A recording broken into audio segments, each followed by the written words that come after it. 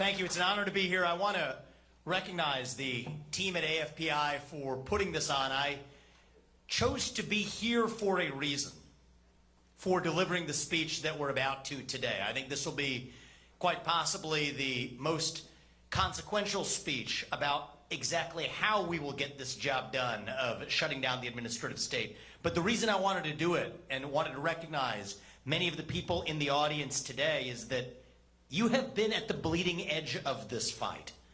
This is not an individual sport. This is a team sport. There will be no political messiah coming from the White House on high to save us. If we are going to be saved, it is going to be because we save ourselves. And I think that that is the mentality that I respect most about this institute. And Brooke, I'd like to recognize Brooke Rollins for her outstanding leadership. Let's give her a round of applause as well for leading this great institute. So thank you, Brooke. I appreciate that. I want to kick this off by actually a reflection on national unity.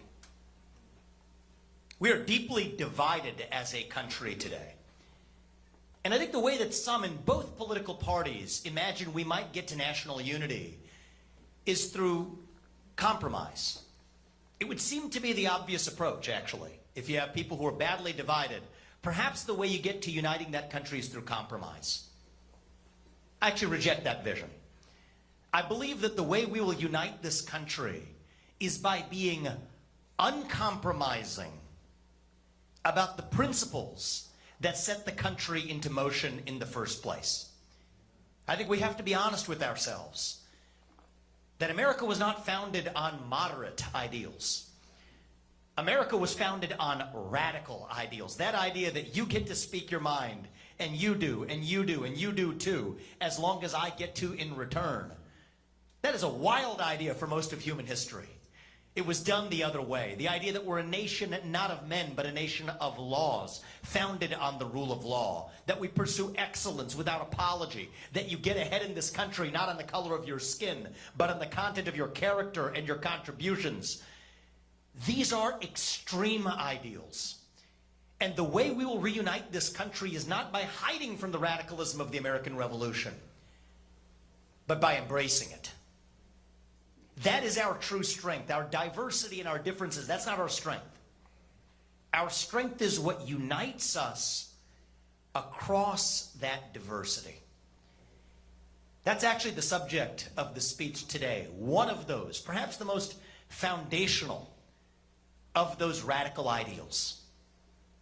A radical dream that our founding fathers had 250 years ago. A radical dream that I have, that many of us in this room share today as citizens in 2023.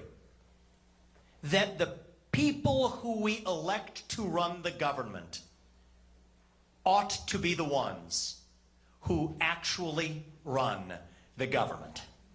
Not the managerial bureaucracy in three-letter government agencies, not elite leaders in the back of palace halls in old world England, not enlightened elites in the back of BlackRock's corner office in Park Avenue of Manhattan today, not monarchs sitting in three-letter government agency buildings here in Washington, D.C. That's what we're here to talk about. This is part of the project of reviving, but yes, also reuniting our country. And I will say at the outset, this is not a black idea or a white idea. This is not even a Republican idea or a Democratic idea. This is a fundamentally American vision that we fought a revolution to secure in 1776. That we, the people, create a government that is accountable to us, not the other way around. What's happened in the last century, and it did begin with Woodrow Wilson, the godfather of the modern administrative state, perpetuated by FDR, further exacerbated then by presidents and leaders of both political parties, is that we saw a gradual waterfall of political responsibility in this country, moving away from Congress and the Senate and the U.S. presidency towards three-letter government agencies that wield the most political power in the federal government, despite having the least political accountability through unelected bureaucrats who have no backstop of actually being accountable to the public. I often think about the standard we should measure how well we're doing as a country is how Thomas Jefferson, George Washington, Alexander Hamilton, John Jay, John Adams, how would they feel if they were walking around Washington, D.C. today? And these are men, by the way, who deeply disagreed with a lot of questions relating to the founding of our republic, but they agreed on one thing, that at the very least, the lawmakers and policymakers we elected should actually be the ones making public policy in this country. So against that backdrop, today I'm here to announce how we will revive the promise of that constitutional republic with 3 branches of government rather than 4. That is the purpose of our meeting today. And we're going to get into a level of detail that is, to this point in the last half century, unprecedented, which I believe will spawn nothing short of not incremental reform, but a revolution, a revival of the ideals of the American Revolution in how we actually restore that constitutional republic. First, it will be a plan that reduces the size of the federal employee headcount by over 75% if I'm the next president by the end of my first term, 50% of which is implementable by the end of year 1. Second, rescinding a majority, that is to say over 50% of federal regulations which fail the major questions doctrine at issue in West Virginia versus EPA, likely the most important Supreme Court case of our lifetime, decided last year. And third, the president's power to use executive authority to shut down redundant federal agencies and to reorganize the federal government accordingly. That's what we're going to talk about today. Thank you. Now, before I get into the details of the first 5 agencies we will shut down and the basis for rescinding a broad swath of federal regulations, it's first and most importantly worth understanding why it hasn't happened yet. This vision is not an original vision. I'll be the first to admit that. Good presidents, excellent presidents, from Reagan to Trump, have spoken to the same ideal, and I give credit to Donald Trump for taking more steps than have been taken in a generation in the direction, with the Schedule F exceptions that they began late in the term, aided by many people in this room. That was a step forward. But in order to actually get this job done, we're going to have to confront several myths that have been perpetuated in this town by advisors and members of the very bureaucracy we're looking to shut down, that we're going to have to confront and overcome to understand how the U.S. president can actually get this job done. We're going to go through those today. It's our first time doing a speech like this with visuals, so you'll have to be patient and see how this one goes. But I think it's important to understand the specifics. The first myth is that the President of the United States does not single-handedly have the ability to set what you would call the human resources policies, the hiring and firing policies in the federal government. That view is wrong.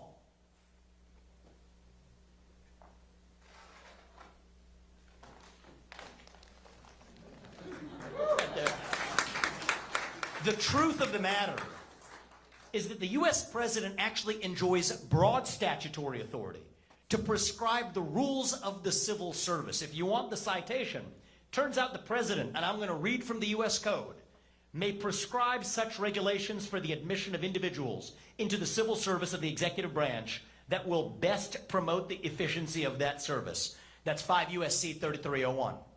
Now, most federal employees work in what's called the competitive service.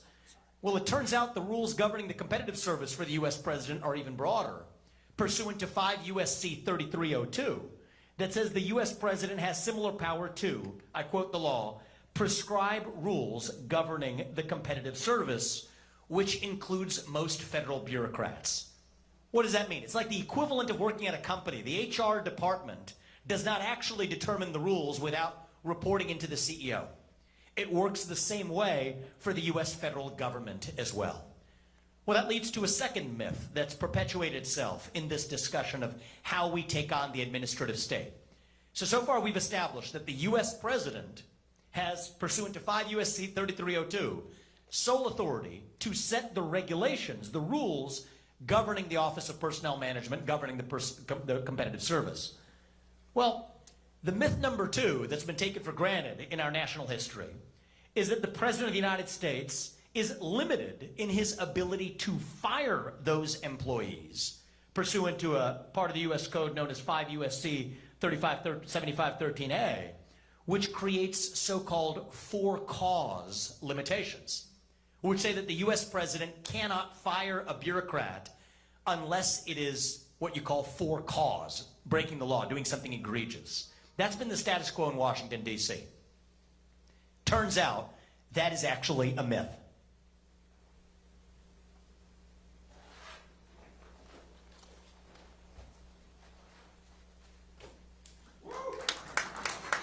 Turns out large-scale reductions in force are not covered by the statute. They're covered by a different statute, 5 U.S.C. 3502, that says that reductions in force are subject only to 60-day notice requirements and further what you call order of retention rules, the order in which you fire those employees. Think about it. The logic makes sense. If there's an individual federal employee who may disagree with the next U.S. president, who may have different views than I do on abortion or on gun control, but works in the EPA, these rules are designed to protect those employees from individual politicized retribution. Like it or not, that is what the civil service rules say. But they do not apply to reductions in force, large-scale mass layoffs. And large-scale mass layoffs are absolutely what we will bring to the D.C. bureaucracy, both because it is necessary and it is sanctioned by the law of the United States of America. Now, I believe in getting into detail. This is an occasion to dive deeper into that detail. Under the current rules, the rules governing how those employees are fired in large mass-scale layoffs are governed by the Office of Personnel Management and the OPM rules. The current OPM rules give that responsibility to agency heads. That is a fact. Well, I think that raises the importance of making sure the next U.S. president appoints agency heads in those roles who are prepared. I think it should be a litmus test for anybody who serves in a cabinet level position, a litmus test that that agency head is prepared to carry out mass layoff, large reductions in force as laid out in the statute. However, if such agency head is even as unprepared to act after on the job, recall the first point that I mentioned. The U.S. president has sole authority to set the rules governing the Office of Personnel Management, which does absolutely give the duly elected president of the United States the power to single-handedly execute those large-scale layoffs and mass reductions in force. This completely subverts the traditional wisdom fed to U.S. presidents from Reagan to Trump over the last 40 years, but will be a necessary toolkit that says that the CEO, the leader of the executive branch, does indeed have the authority to decide who is and is not hired in the executive branch. And I'll tell you this, speaking as a CEO, if somebody works for you and you can't fire them, that means they don't work for you.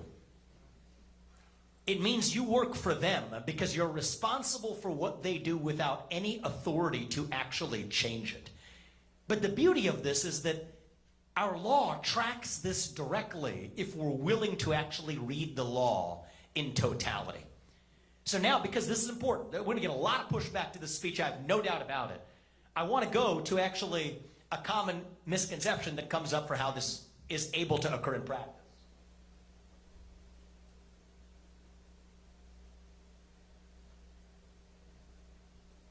The next myth is that if you're carrying out these mass layoffs, you still have to do it within the structure of the existing agencies as they continue to exist. That's actually false. The myth is that the U.S. president does not have power to unilaterally reorganize or shut down federal agencies. Well, it turns out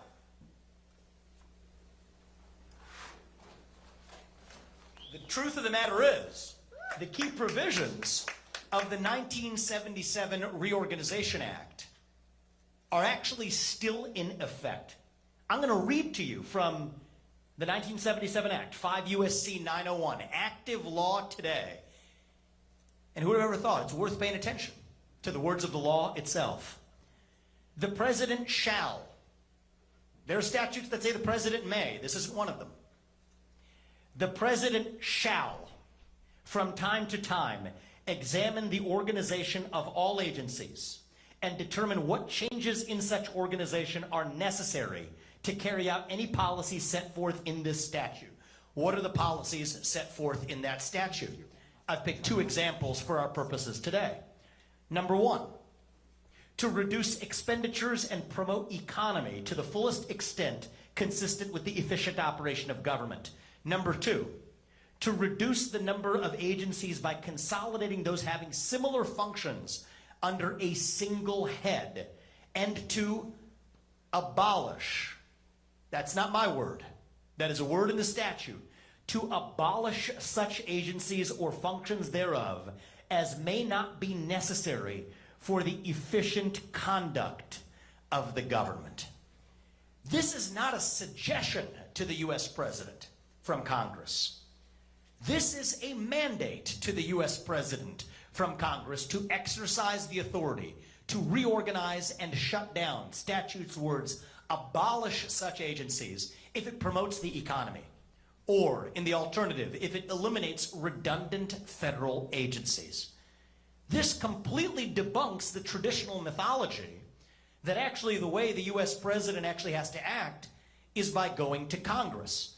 Now, part of the reason why, and I'm gonna show you here, is after I remove that second truth, what you're gonna see is a myth that says there's a Supreme Court case called INS versus Chadha that actually in 1984 dealt with a correction to the 1977 Act. And this is arcane stuff, but this is actually important to get to the bottom of what's going on. What Congress said in 1977 is there could be a single House veto of a presidential reorganization path. What the Supreme Court held to be unconstitutional in that case was actually the single House veto.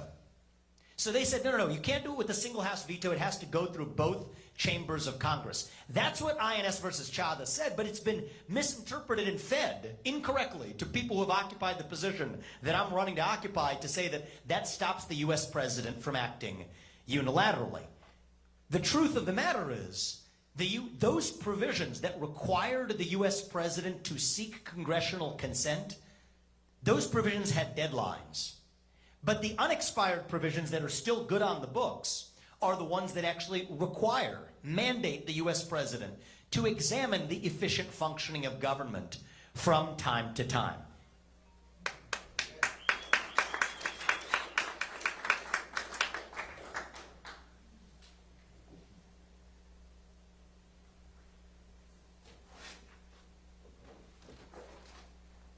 So now we're going to get into the specifics of how this actually works.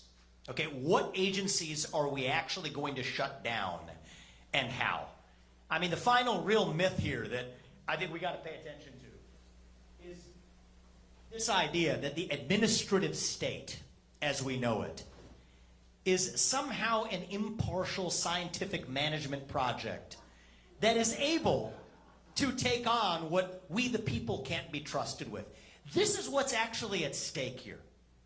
It is a skepticism of we the people and our ability to settle our differences on questions from climate change to racial injustice. See, the old world view was that the people can't be trusted. The people can't be trusted to sort out how to address existential climate change. If we leave it to the people, our planet's going to burn its way to pieces. We're going to have systemically inequitable results amongst different races. This is what's baked in. It is that old world monster rearing its head again that is fundamentally skeptical of a self-governing people.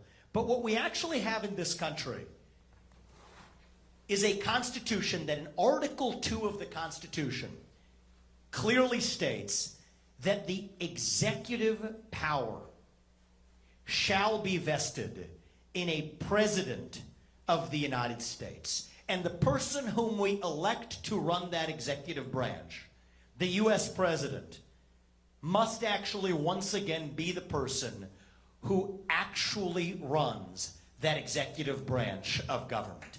That is the final myth that once we debunked it, we have democratic accountability once again, rather than puppets sitting in the White House, as I worry we have today, instruments of an administrative state. So the question is, how do we then, on the back of having debunked these myths, how do we actually proceed step by step to taking on and dismantling that administrative state? Well, it is the source of regulations, and we'll get to that in a second. But what about the regulations that are already on the books? This is where West Virginia versus EPA comes in. So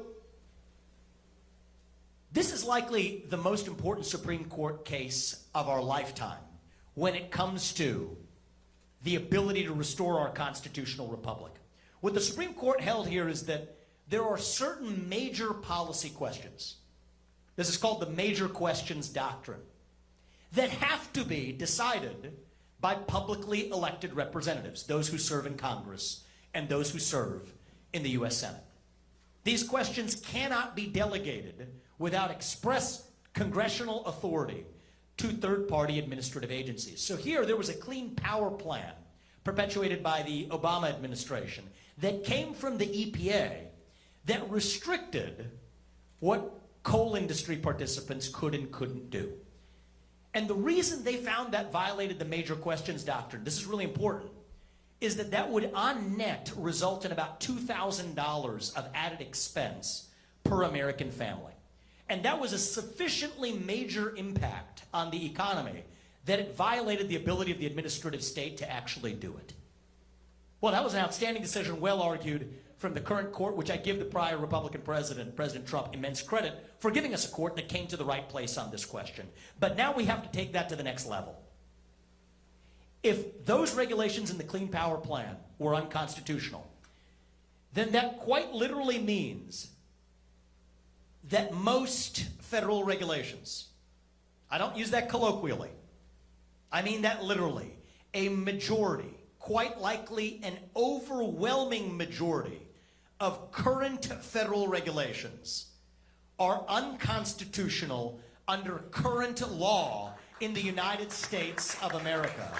And on day one, January 20th, 2025, it is the job and duty of the next president of the United States, under West Virginia versus EPA, to immediately rescind the effectiveness of a majority of those federal regulations. And I will give you a sense of how broadly that view actually spans, from independent contractor regulations that Obama had, Trump rolled back, Biden brought back.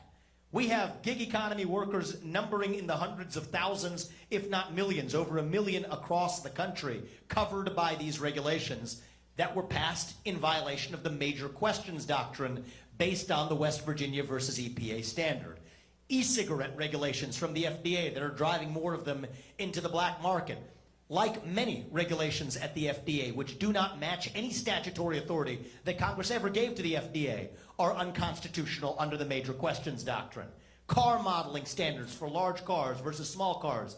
Emissions standards. Emissions reporting requirements by the SEC. Heck, even accredited investor standards by the SEC saying who can and cannot invest in certain kinds of companies. All of these fail the major questions doctrine test based on the impact they have on a family. If $2,000 per family is itself unconstitutional in the scope of impact, literally an overwhelming majority of these federal regulations will on their way to being rescinded during the first days of an administration that actually understands what's going on when it comes to the unconstitutional administrative state. So that's the first element, is undo the damage that's already been done by rescinding the federal regulations that are already on the books. But now let's come to actually how we not only rescind the regulations that Congress never authorized, how about actually rescinding the existence of bureaucratic agencies that Congress never authorized?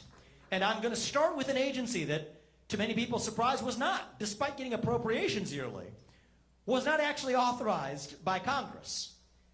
Let's talk about the FBI. This is an agency. If I'm going to make a book recommendation to everybody, I like to write books, but I also like to read them from time to time. G-Man. It's actually a great book. It's not some Republican guy. I think he's like a Yale historian.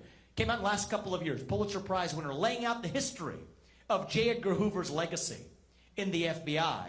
How this was an institution that was created to be corrupt from the beginning. The same one that used illegally collected tapes to threaten Martin Luther King Jr. into committing suicide, they tried to do, is now being used to target political opponents of a different persuasion. Where does the corruption come from? It comes from something you'd predict should exist for a bureaucracy that sits in between a DOJ, like the equivalent of local prosecutors at the local level, and say other police enforcement arms like the U.S. Marshals, which haven't been corrupted in the same way as the FBI. So this is what the situation looks like today. That's the status quo. And in more detailed plans, for ease here, we've used a short version. There will be more detailed versions right now up on vivek2024.com, laying out even more detailed reorganization plans. This is deeply pragmatic. Take the 35,000 employees at the FBI.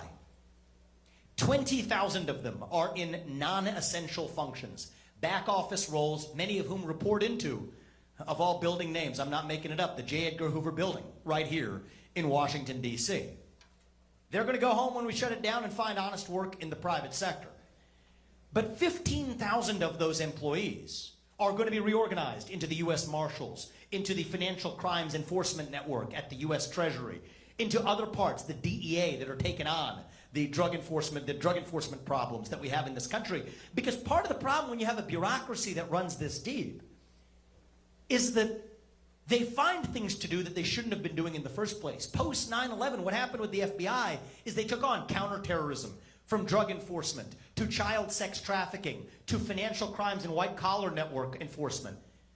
These are areas where people had no specialization in the first place, and they're rotating, so we're at once less effective in actually enforcing the laws on the books, while also creating the formula for the corruption that we now suffer today. And this is where I think we face a choice. Do you want incremental reform, replace Christopher Wray with James Comey or James Comey 2.0, or recognize that it's actually the underlying machine that was the source of the corruption itself? And I believe the only correct answer to restore the integrity of our law enforcement apparatus will be to begin with shutting down an institution like the FBI itself. We'll move to the next institution, the U.S. Department of Education. This is an agency that spends approximately an $80 billion budget per year, telling local schools that they can't get those federal funds unless they adopt toxic racial and gender ideologies, while denying, and this part's less well known, denying federal funding. That's about 10 to 11% of a school's budget to schools across this country that dare to teach kids how to engage in hunting or teach them how to practice archery. Those have been the bases for denying funding to schools, while telling other schools they can't get actual federal funding unless they adopt toxic, divisive racial and gender ideologies and racial quota systems in their hiring. This is an institution that has driven the epidemic of inflation in college tuition costs while subsidizing four-year college degrees, not doing basically a thing for people who want to pursue one-year vocational programs. The root cause, the original sin, was the fact that the federal government should have never been involved in local education in the first place. So remember, one of the bases for the U.S. president to shut down an agency, promoting the economy and efficiency. Taking that $80 billion and giving it back to the people meets that statutory test. And that's why we won't just put a good person. And I respect Betsy DeVos, and I respect people who have served in that role. We won't just put a good person on top. We will actually get in there and shut it down while moving certain of the remaining functions, like loan collections, to the U.S. Department of Treasury, that limited sliver of workforce training to the Department of Labor where it belongs. That's how you actually drive change. And so I'm going to go quickly through a sample of the remaining agencies that we will shut down in the same way. Take the Nuclear Regulatory Commission, the three-letter agency that has stood in the way of advancing nuclear energy in this country. In the name of promoting safety, we have no Gen 4 reactors in the U.S. The only country in the world that does is China. We have very few Gen 3 reactors. We have Gen 1 and Gen 2 reactors, which are 60 plus years old, which are less safe, even compared to Gen 3 and Gen 4 reactors. In the name of an agency, before its existence, you could build a nuclear power plant in 5 years in the United States. Now the average time is 25 to 40 years. Even as in Japan, it's closer to 5. In France, it's 5 to 8. Falls at the feet of what Brooke talked about at the very beginning. That administrative state. This was never passed through Congress, these regulations. It's fundamentally the culture of an agency that believes that there shouldn't be another nuclear power plant in the United States. And that's why, since its inception, there has not been a single nuclear power plant built in the United States of America. What we say is, you can't reform an agency with that culture. You have to get in there and shut it down. Move a small number of the remaining employees to the DOE and to other parts of the government where they can use that expertise to promote actual innovation in nuclear energy in the United States. And so we'll conclude with this one. There's actually more poster boards back here, and time permitting. This is just the beginning of the list of federal agencies that we will either shut down or downsize by 75% or more. But take the ATF. And here I want to recognize Matt Gaetz, who is actually, I'm seeing in the front row here, for proposing, as I recall from earlier this year, a piece of legislation that would have, it was in January of this year, defunded the ATF and caused it to abolish its existence, which is a perfectly fine way to go about doing it. The problem with Congress is you've got 500 plus people that have competing interests that aren't actually able to properly oversee an administrative state that reports into the duly elected chief executive of the country. Which is why, as the next U.S. president, if I'm elected, we'll shut down the Bureau of Alcohol, Tobacco, and Firearms, one of the agencies that has been most toxic in even its misappropriation of funds. This is one where, and I quote the actual, this is directly from within the agency in the Office of Personnel Management itself. This is an agency so corrupt that this is their words, not mine. The ATF's upper management has demonstrated, and I quote, total disregard for federal human capital management law, regulations, policies, and practices. An agency that is now, with their bump stock regulations and otherwise, so far reaching beyond its constitutional scope, that can't be reformed. The correct answer is, we will once again get in there, and you're starting to see a pattern here. Shut it down. That is how you revive the integrity of a constitutional republic. And if you want to look at actually tracing and possession, move that to the U.S. Marshals. You want to move that to the Secret Service, agencies that have not yet been corrupted. And so this begins to give you at least a preview of what the new administration, starting in January 2025, can actually begin to do. I'm running to lead that movement for our country, but it's not going to happen, as I said, as a one-man show. Every one of us, from Congress to the Senate to every citizen in this country, has to play a role in reviving our country. And I want to recognize people in this room who worked hard starting in 2020 on the Schedule F exceptions that I think are a key part, a key step in beginning to reclassify federal employees to open up the possibility of firing. But what I'm suggesting now is the next president of the United States now needs to go further in having a deep first personal conviction that these laws are unconstitutional, that the regulations passed pursuant or not pursuant to those laws are also unconstitutional, and have the spine to actually ensure that we have one executive branch in the United States of America. And I think that is the choice we face at this juncture. Do we want incremental reform? No. Or do we want revolution?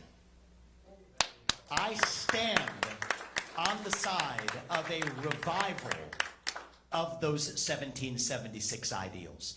A revival of that idea that, yes, we the people create a government that is accountable to us, not the other way around. This is what unites us as Americans, and this is personal to me. I grew up into that generation where we were taught to celebrate our diversity and our differences so much that we forgot all of the ways we're really the same as Americans, bound by that common set of ideals. E pluribus unum means from many, one. That is the dream that won the American Revolution. That is the dream that reunited us after the Civil War. That is the dream that won us 2 world wars and the Cold War. That is the dream that still gives hope to the free world. And if we can revive that dream over group identity and domestic monarchy, then nobody in the world, not a nation, not a corporation, not a virus, not a 3-letter government agency is going to defeat us. That is what American exceptionalism is all about. And that is what we together will revive to save this great nation. Thank you all for coming today. May God bless you. God bless your families. And God bless our United States of America. Thank you.